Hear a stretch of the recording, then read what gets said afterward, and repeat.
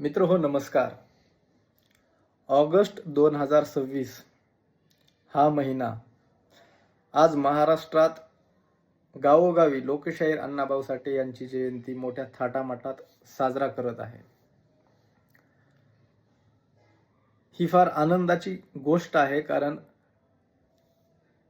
लोकशाहीर अण्णाभाऊ साठे हे व्यक्तिमत्व खूप महान व्यक्तिमत्व होतं. कारण या देशातील मनुवादी व्यवस्थेने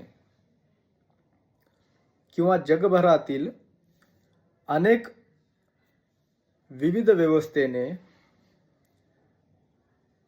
जो एक महत्त्वाचा प्रश्न होता की ही पृथ्वी कोणाच्या मालकीची आहे, तर या जगभरातील अनेक धार्मिक व्यवस्थेने सांगितलेलं होतं की ही पृथ्वी ही देवाच्या मालकीची आहे. आणि भारतामध्ये असं म्हटलं जात होतं की ही पृथ्वी हे शेषनागाच्या मस्तकावर तरळलेली आहे.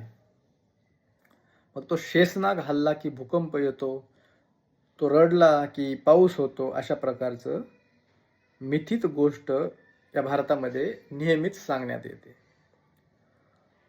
परंतु साहित्यरत्न डॉक्टर लोकशाहीर अण्णाभाऊ साठे यांनी आपल्या लेखनातून असं सांगितलं की पृथ्वी ही कोणत्याही शेषाच्या मस्तकावर तरळलेली नसून ही गोरगरीब, शेतकरी, कष्टकरी, मजुरांच्या आणि दलितांच्या तळहातावर तरलेली आहे.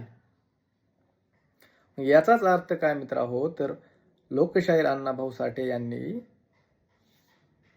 ही जी पृथ्वी आहे, येथील जो भूभाग आहे, हा येथील दैववादी व्यवस्थेच्या हातातून काढून येथील दलितांच्या, शेतकऱ्याच्या आणि मजुरांच्या हाती दिला.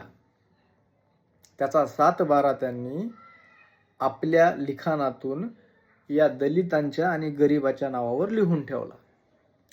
अशा महान साहित्यकाची जयंती आज महाराष्ट्रात ऑगस्ट